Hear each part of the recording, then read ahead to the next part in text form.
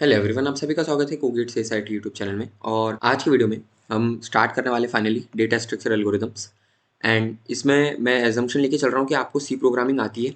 अगर आपको नहीं आती है तो आप बहुत सारे वीडियोज़ है यूट्यूब पे अवेलेबल, उनको देख लेना एंड फिर इस वीडियो पे आना, ठीक है। क्योंकि इसमें सी प्रोग्रामिंग ही आपको लगती है मेनली, जो भी कोड रहेंगे आपके सी में ही लिखे रहेंगे, सी and C plus plus.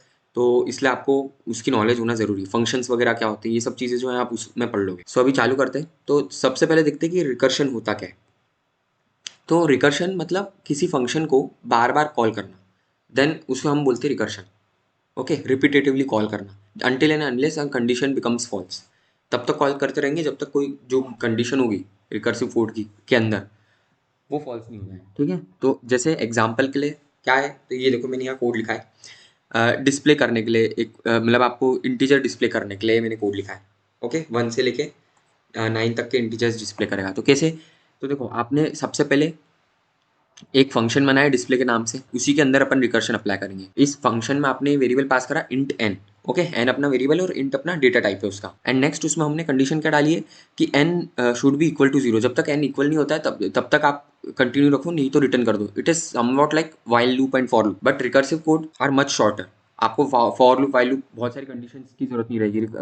While loop और फॉर लूप में कोड काफी लंबा हो जाता है। रिकर्शन में आपका जो कोड है लेंथ है वो बहुत कम हो जाती है। सो इसमें ये कंडीशन जब तक नहीं आती तब तक आपको ये वाली चीज कम करनी है, एल्स वाली। एल्स क्या बोल रहे हैं, डिस्प्ले करना है, डिस्प्ले फंक्शन कॉल करना है n-1, वापस फंक्शन पे कॉल आएगा और नेक्स्ट लाइन है प्रिंट करने की, उस नंबर को प्रिंट करना है। तो जब आप इस कोड को रन करोगे तो ये 1 से 9 तक का आपको आउटपुट देगा। अब कैसे आउटपुट निकालना है, हो सकता है 9 से 1 है, ये कैसे पता लगाएंगे। तो इसकी दो मेथड रहती है। एक होती है स्टैक मेथड, जो मैंने यहाँ पर आपको बताई आगे। एंड दूसरी जो सबसे बेस्ट है वो आपकी ट्री मेथड होती है। जो ट्री मेथड है वो बहुत आराम, मतलब उसमें आपका आंसर गारंटीड आएगा। इसमें बच्चे कंफ्यूज हो जाते हैं कई बार, मैं भी बहुत कंफ्यूज था शुरू में। ये भी है इजी बट ये कंफ्यूजिंग है। ट्री मेथड जो है वो डायरेक्ट मेथड है, आपको दिमाग लगाने की जरूरत ही नहीं है। आपको ट्री बनानी है और ट्री का बस लेफ्ट टू राइट आउटपुट लिखना है, वो आपका आंसर हो जाएगा, ठीक है। तो वो मैं आपको अभी इसमें बताऊंगा। तो यहाँ पर जैसे ये मेरा वो कोड है ना। अब मुझे इसका आउटपुट निकालना है, तो मैं आपको सबसे पहले जो सबसे बेस्ट ट्रिक है जो कि अपनी ट्री मेथड, वो मैं बताता हूँ। तो कैसे करोगे, तो ट्री में आप क्या करो, सबसे पहले आप एन को लिख लो, जो भी आपको एन दिया है। मान लो एन आपको एन इक्वल टू 9 से शुरुआत हो रही है, सो आपने एन इक्वल टू 9 सबसे पहले लिख दिया। अब आप फंक्शन के अंदर घुसे, फंक्शन के अंदर देखा यार ये वाली कंडीशन होगी, अभी अभी के लिए फॉल्स होगी। तो अब मैं एल्स वाली कंडीशन पे जाऊंगा। एल्स वाला बोलता है कि आपको डिस्प्ले n-1 को कॉल करना है एंड देन प्रिंट एन करना है। तो आप क्या करो, यहाँ ये जो रूट है इसको हम रूट बोलते हैं, इसके लेफ्ट में डिस्प्ले फंक्शन जो है जिसको मैं डी से डिनोट कर रहा हूँ, उसका कॉल करो। नेक्स्ट कॉल जो आएगा दैट इज D8। और जो उसका राइट रहेगा उसमें आपको जो प्रिंट वाला फंक्शन जिसे पी बोल रहा हूँ वो करना है, प्रिंट 9 आएगा, ठीक है। फिर आप क्या करो, फिर इसको कॉल करो, तो ये हो जाएगा D7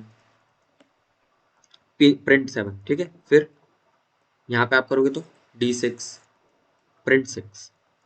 ऐसे करते करते आप आखिरी तक पहुंचोगे, आखिरी में आएगा D0 पे रिटर्न हो जाएगा। तो रिटर्न जब होगा ना, तो आपको लेफ्ट टू राइट आप उसका आउटपुट, जो बीच में बहुत सारे प्रिंट आएंगे, जैसे यहाँ प्रिंट 1 आएगा, फिर प्रिंट 2 आएगा, प्रिंट 3 भी आएगा, ठीक है। तो आप सबसे पहले क्या लिखोगे, सबसे पहले प्रिंट 1 लिखोगे, फिर प्रिंट 2 लिखोगे, 3 4 5 6, ऐसे करते करते आपका 1 2 3 4 5 6 9 तक आउटपुट आएगा। ये होती है आपकी ट्री मेथड, और ये सबसे इजीएस्ट ट्रिक है किसी भी रिकर्सिव प्रॉब्लम को सॉल्व करने के लिए। कभी भी अगर आए तो मैं बोलूंगा आप इसको प्रेफर करें। वो स्टैक वाली मेथड जो है वो कंफ्यूजिंग है थोड़ी, उसमें आपको 3-4 चीज़ें एक साथ ध्यान रखना पड़ती है, ठीक है। तो वो भी मैं आपको बता देता हूँ।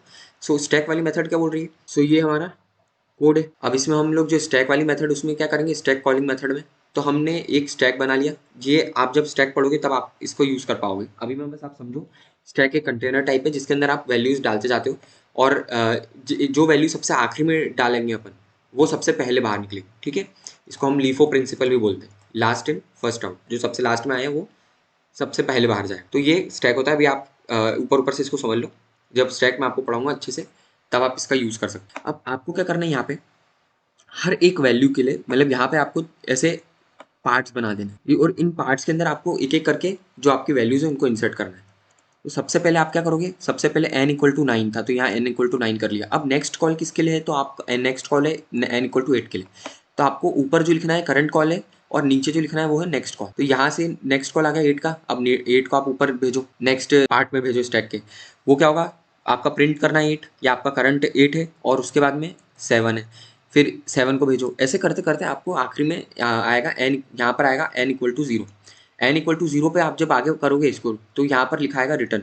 अब जैसे रिटर्न का आया ना, आपको यहाँ से उल्टी वैल्यूज़ को लिखना चालू करना है। जो ऊपर लिखी हुई थी ना वैल्यू, करंट वैल्यूज़, उन सबको प्रिंट करना है। तो सबसे पहले n इक्वल टू 1 लिखी थी तो यहाँ 1 लिख दो, फिर 2 लिखी थी तो 2 लिख दो, 3 4 ऐसे करते करते 9 तक आई। सो ये आपका स्टैक से आपका रिकर्शन का बेसिक हो गया। यहाँ मैंने कुछ फॉर्मूले वगैरह लिखे हैं तो ये अभी आप इसको इग्नोर कर सकते हो, ये इंपॉर्टेंट पॉइंट्स है, ये कुछ फॉर्मूले हैं तो या यूज़ आता है, इसलिए आप इसको ध्यान रख लेना बस। नेक्स्ट मैंने जो रिकर्शन ट्री है वही मैंने आपको जो यहाँ बताई थी कैसे अपन यूज़ करेंगे रिकर्शन ट्री का, तो सेम वही है। प्रैक्टिस के लिए क्वेश्चन भी आप एग्जाम्पल की तरह इसको सॉल्व कर सकते हो, सॉल्यूशन दिया हुआ है मैंने। क्वेश्चन करा देता हूँ एंड उसके बाद वाले जो क्वेश्चन है वो सब रिपीटेटिव क्वेश्चन ही है, मतलब कुछ अलग क्वेश्चन होगा तो मैं आपको वो डेफिनेटली करा दूंगा। ओके, सो देखो जैसे एक ये वाला क्वेश्चन है, क्वेश्चन 1।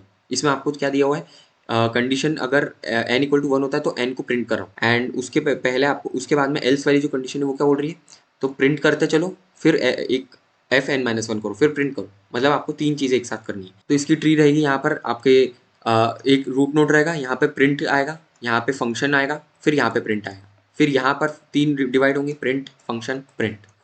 वो वैल्यू कम होती जाएगी। ओके, मैं यहाँ लिख नहीं रहा हूँ, मैं आपको सिर्फ ट्री बना के बता रहा हूँ ऊपर से, फंक्शन प्रिंट। ओके, अब जैसे यहाँ पर फंक्शन आपका 0 हो गया, तब आपको क्या करना है, यहाँ से लेके यहाँ तक यानी लेफ्ट टू राइट, यहाँ से चालू करोगे दिस, फिर यहाँ पर जो वैल्यू है वो, और फिर ये वाली वैल्यूज, इन सबको ऐसे लिखोगे। ठीक है, अगर इधर अगर 5 है तो 5 4 3 2 1, फिर 1 2 3 4 5, इस तरह से कुछ आउटपुट आएगा। सो ये आपको मैंने एक और क्वेश्चन करा दिया। अब जैसे नेक्स्ट है रिकर्शन की हेल्प से फैक्टोरियल निकालना।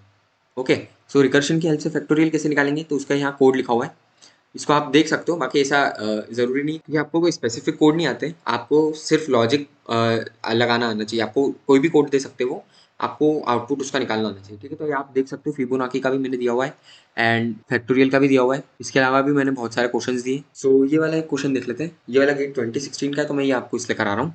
बाकी वाले क्वेश्चंस भी मैंने दिए प्रैक्टिस के लिए, आप उनको भी कर सकते हो। यहाँ पर गिवन क्या है आपकी, consider a function if get 6 function is being called in the main then how many times the get function will be invoked. उन्होंने बोला है कि गेट 6 फंक्शन को कॉल करा है, या G6 हम शॉर्ट में अगर बोले तो कितनी बार आपका जो गेट फंक्शन है वो कॉल होगा, ये हमें निकालना है। ठीक है, तो इसको क्या करोगे आप, तो देखो मैंने यहाँ पर ये ट्री बनाई है, ये हमारा कोड है, void get int N, if N less than 1 return करना है, नहीं तो आपको ये 3 चीज़ें करना है। गेट 6 करा तो यहाँ पर गेट, अब हमें क्योंकि यहाँ पर सिर्फ गेट के लिए निकालना है तो हम लोग यहाँ पे प्रिंट नहीं भी लिखेंगे ना तो भी आप चलेगा, और मैं बोलूँगा आप मत लिखो क्योंकि नहीं तो आपकी ट्री जो है वो कॉम्प्लिकेटेड हो जाएगी। आप यहाँ पे आपने गेट 6 का कॉल गया तो गेट 6 में बोला गेट 5 को जाएगा एंड देन गेट 2 को जाएगा क्योंकि n-3 है। सिमिलरली फिर इधर आपका जाएगा कॉल, इधर जाएगा, है ना। तो ऐसे आप जब ये टोटल आप इसको देखोगे तो इसका फाइनल जो आंसर आएगा वो आएगा 25। और ये वाले क्वेश्चंस को हमें इसी तरह से करना पड़ेगा, ट्री बनाना पड़ेगी। इसका कोई डायरेक्ट ऐसा फॉर्मूला नहीं कि आप नंबर ऑफ कॉल्स निकाल पाओ कितने लगेंगे। ओके, तो ये एक इशू रहेगा, रिकर्शन में ये प्रॉब्लम रहती है, बट प्रैक्टिस करोगे तो जल्दी हो जाएगा। आपको पैटर्न दिख जाएगा कि अच्छा ये इस पैटर्न पे बढ़ रहा है, तो आप ऑटोमेटिकली उस अगर आपको गेट 100 के लिए भी बोल देते तो वो निकल जाता। ओके, तो ये मैंने आपको इसमें रिकर्शन आज के वीडियो में पूरा कवर करा दिया एंड क्वेश्चंस भी मैंने जो जो अच्छे वाले थे वही कराए, बाकी प्रैक्टिस के लिए आपके लिए मैंने छोड़ दिए। ओके, सो आज के लिए इतना ही, और नेक्स्ट वीडियो से हम मोस्ट इंपॉर्टेंट टॉपिक जो हमारा आ रहता है असिम्प्टोटिक नोटेशंस वो चालू करेंगे। एंड अगर आप एक गेट एस्पिरेंट है तो प्लीज़ इस चैनल को सब्सक्राइब करें, मुझे को बताएं मैं कैसे इंप्रूव कर सकता हूँ, और वीडियो अच्छा लगे तो प्लीज़ इस वीडियो को लाइक एंड शेयर जरूर करें। Thank you.